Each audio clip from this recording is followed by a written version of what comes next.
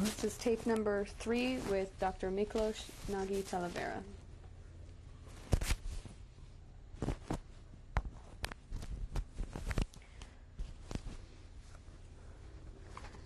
How long was your father in the labor battalion?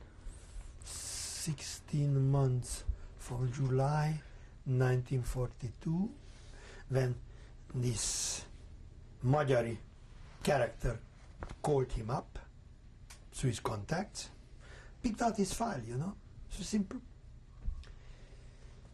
That my father was 48 years past, that didn't matter, And then, until November 1943, my father came home unexpected on November the 20th.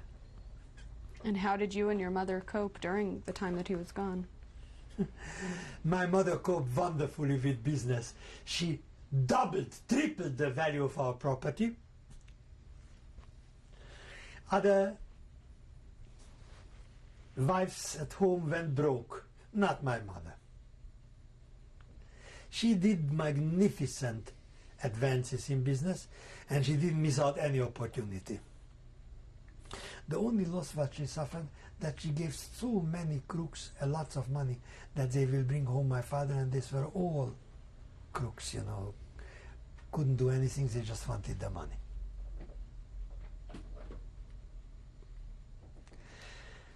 My mother coped very well with the business. She showed my father around when she showed the books, when he a little bit rested, But my father wasn't surprised. My father knew my mother. How did you cope during the time that he was gone? It was hard. I didn't want to become an orphan, because many of my friends were orphans. Their father was in the Ukraine and they were dying. They got the news in the class, I remember them. But more importantly, my mother was so pure and so moral. From the moment that my father was taken to the labor service, I slept on my mother's side, And my mother was just interested to get home my father and to educate me. So everything was unchanged, except my father wasn't there. Did you have a bar mitzvah? Yeah, but just before my father went, in February 1942. What was your bar mitzvah like? Well, it's too much celebration and too much shine, Whole Budapest was there, at least the Jewish Budapest, but many Christians too. But I felt myself only happy when my classmates came there, and I was amongst them, and let the high society celebrate. Do you remember your Torah portion? The Sedre, I remember it if I want to. Let me think. I know that it was in the third book of Moses. It was in Vayikro, in the third book of Moses, but I couldn't point you out, right away, the Haftorah, what I read. But I was well trained, and I read it well. Was it affected in any way by the war that was going on in Europe? As I told you, up till that point, Budapest wasn't even blackouted. It was an unrealistic atmosphere. You couldn't see in Budapest that there was war. Not the slightest restrictions, food, abundant, anything. Many Germans, even German officers came, and the Minister of Defense told my father, that why to take around, and the Ministry of Defense is taking around these German bastards into restaurants with all kinds of whipped cream and everything. Why do you have to let them to gobble up and that they should see how good we are living? Why to take them around, and to see that there is no war here? Of course, there were too many Hungarian Nazi sympathizers. These Hungarian Nazi sympathizers told them anyhow, everything what they wanted to know. When did things first begin to change? Not until the spring of 1944 and before it. You could feel it by 1944 because the front approached and bombings didn't start yet, you know, but everybody knew with a series of bombings in Austria, you know, that our term is coming, with a series of bombing in the oil fields of Ploiești, with the heavy bombardments in ex-Yugoslavia and in Italy. So it was coming close. If we could go back for just a moment, Yeah, when your father returned from the labor battalion, Yeah. what did he tell you? He was in Kiev, big city for a long time, almost a year. He was in Chernigov, another big city, but not so big as Kiev. He was in Bobruisk, in Belarus, in White Russia. He just told me that he didn't run across or hear of a single Jew. In areas where there were hundreds, thousands of Jews, right?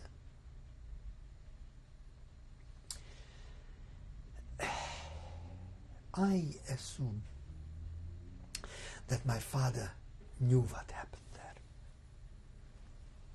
It's impossible that being in Kiev for a year, that he didn't hear from the Ukrainians with whom he was together working, you know. And the Ukrainians, my father told me, I can even remember his name, Shimon Bandeg and others, they were not pro-Nazi. They waited back the Russians. That he didn't hear about Babi Yar. But he didn't tell about it. It's another thing. In these 4 months, November, December, January, February, March, until the Germans came in 44, we had a chance to deposit money in Switzerland. My father didn't do it. We had a chance to leave through Turkey and to leave the country. My father didn't do it. Do you know why?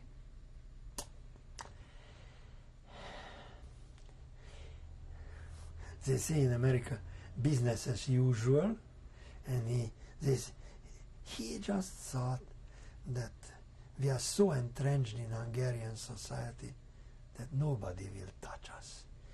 He did not want to see what is happening amongst Hungarian Nazi sympathizers, and it is a vast camp. A vast camp. He didn't want to see that it is it's a shackled beast waiting to pounce upon us. He didn't want to see that there is a leprosy of desire for Jewish property, and he has more than enough of it. And many other Jews had it. From 30,000 shops in Budapest, there were 18,000 even after the anti-Jewish law still in Jewish hands, and the best ones. Zsoli Gabor's jewelry store, you know, Jaja Gabor's mother's, his father Tileman's jewelry store, Gabor's, you know, the Gabor jewelry business. I just recall it. It was an unrealistic, macabre, unrealistic attitude of ours. When did the restrictions begin? Oh, the restrictions began already in 1938. But these were superficial restrictions.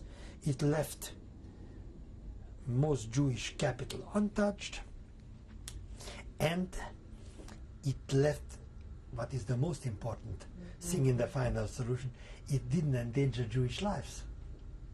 When did the restrictions first begin to affect you and your family? March the 19th, 1944. Apart from that, they took my father to the Ukraine.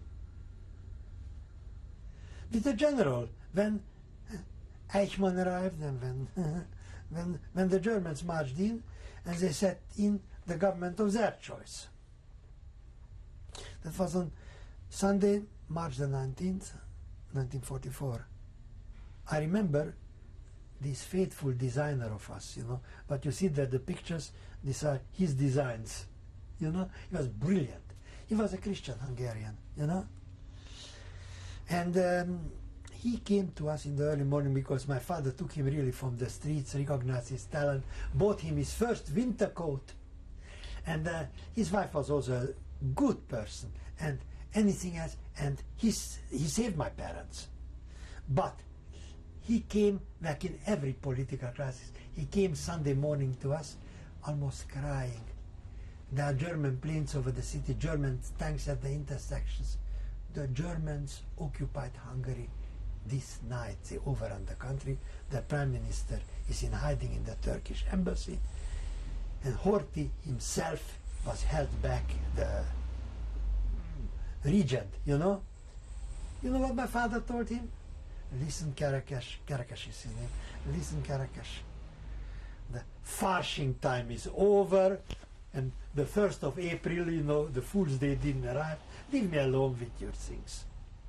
But then we switched on the radio, and then we began to hear the communiques. And then we knew that the Germans are there.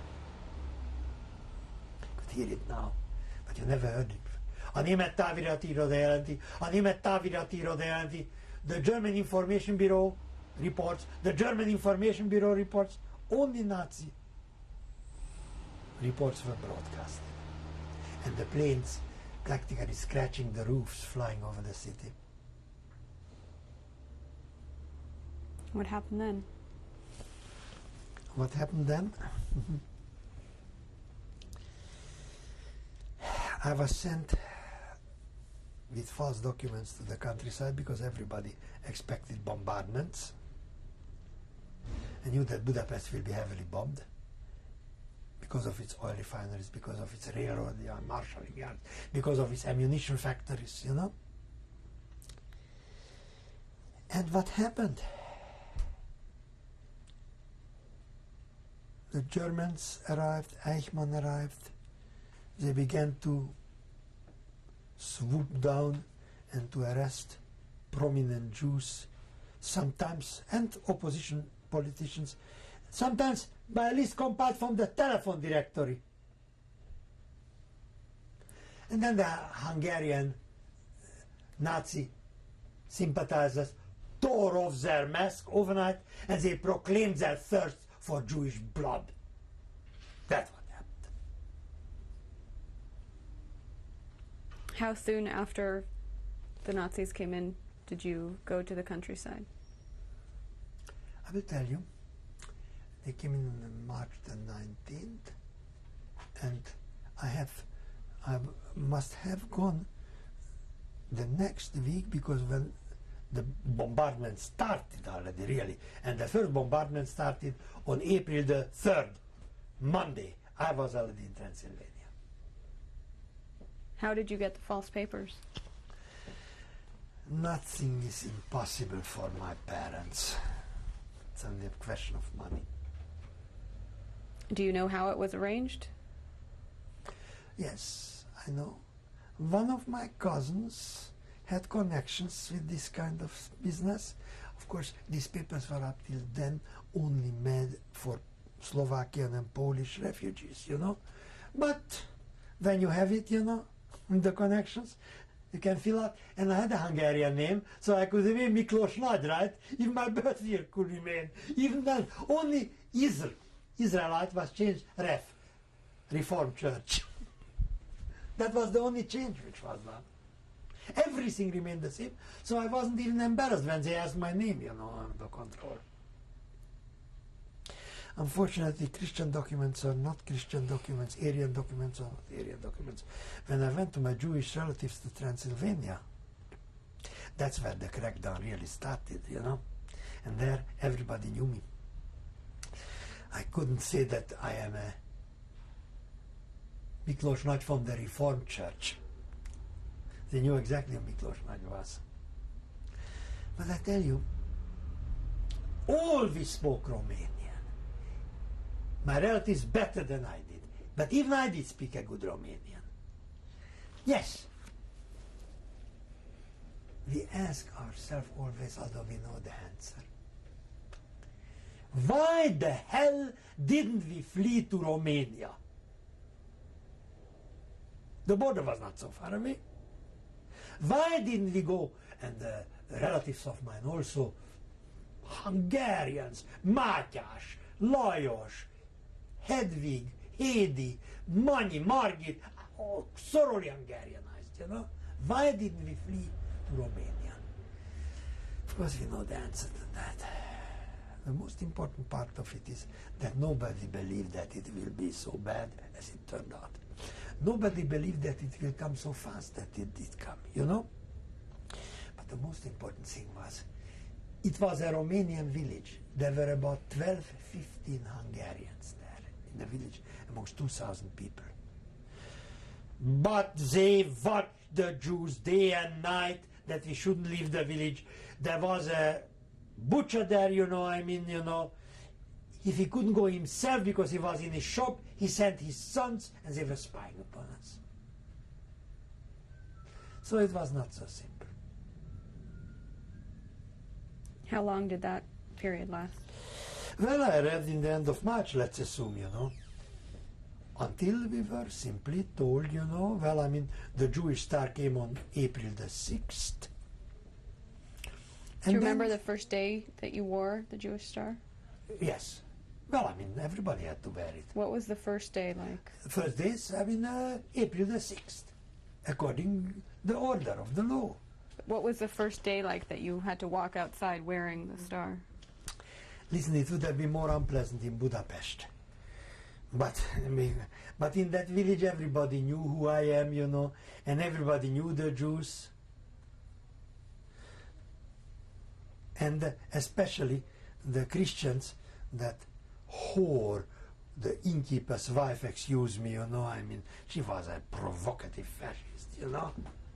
And when they drove us through the village, you know, to the railroad to take us to the brick factory to Szilágysomlyó, you know what she told us? Loud voice. Tisztább lesz a levegő, hogy elmentek. The air will be cleaner that you are going to hell. But in the village it was not a surprise, you know. They knew who is Jewish, so they wore a Jewish star. Yellow star. That was the least of our problems. Then they took away the shop of my uncle on April the 20th. And we didn't wait for a long time.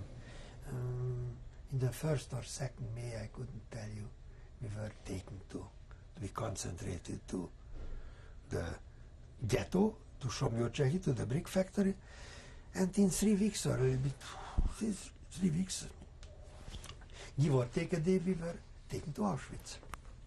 Before the ghetto, what contact did you have with your parents? Telephone. Phoned them. And we told that everything is all right. Only I remember my poor aunt told, one couldn't talk because we were afraid always that the phone is listening. She told my parents, later they told me, dress up warm because very cold weather is coming. You understand the allegory?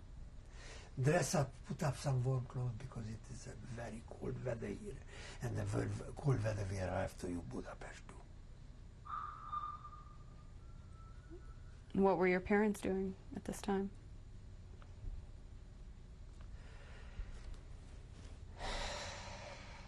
Nothing. Waiting it down, whether they should go along with the anti-Jewish measures and move into the restricted areas, or whether they should submerge and become illegal. And thank goodness that's what they did. But by that time I was already in Auschwitz, belonging to Dr. Mengeles' flock. Can you describe the day that you were taken to the ghetto? Well, they told us about 1 or 2 days before that we should prepare about 30 kilograms, so 60 pounds per person, luggage, food for a couple of days. He could have told us, to take more food because he didn't feed us decently. Nothing of that sort in the ghetto. And then they told us exactly when in the morning they are going to pick us up and take us to the railroad station. And we waited for them exactly. We were not French Jews, we were not Italian Jews. We were not having the chance what those people had, where the policeman told them, that, hey, we are having here the list to pick you up. Get away as fast and as far as you can. We didn't have such chance. These were not French policemen. These were not Italian policemen. These were not Serbians. And not Danes. Not even Bulgarians. Where in Bulgaria the king, the church, the parliament, and above all the Bulgarian people, like one man stood up to defend the Jews. There's nothing like that.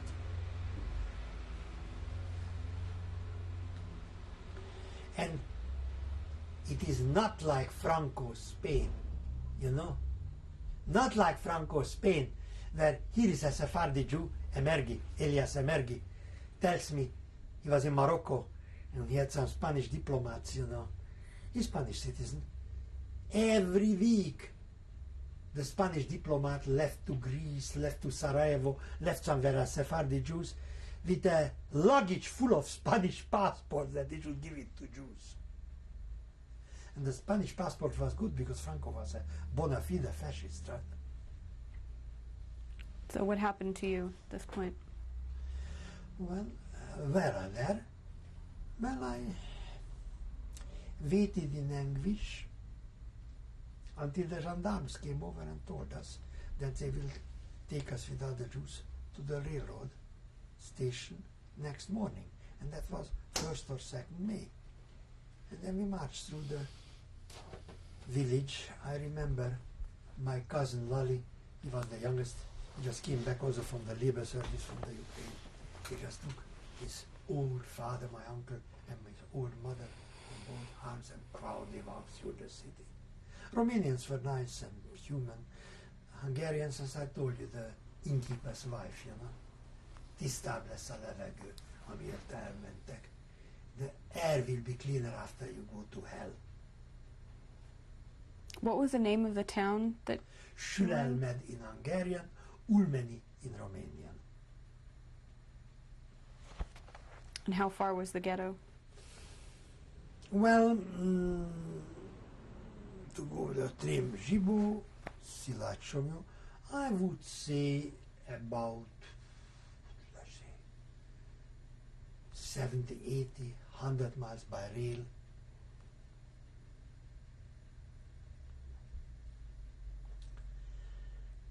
The railroad makes a kind of a curve. It doesn't go straight from Sülelmed to Szilágysomlyó. I don't know why the hell I use Hungarian names from Ulmeni to Simleu, Szilvániai. Who were you with then during this time? Mostly with the family. Who were the family members that you were with? There was my uncle, Samuel, my beloved aunt, Ethel. There were the 2 daughters, they are now in Israel, in Kfar Saba, Hedi and Margaret, Mani.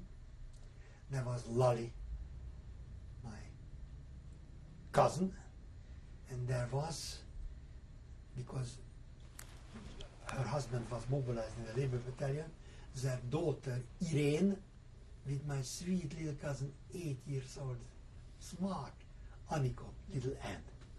That was the family. And what were their last names?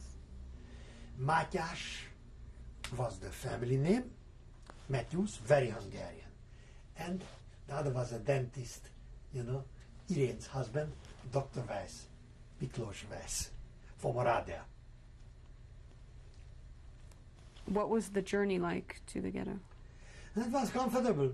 Well, traveling in normal third class, but at least seated decently in a Pullman, The travel to Auschwitz was terrible, But to the ghetto it was all right. But the ghetto was hell.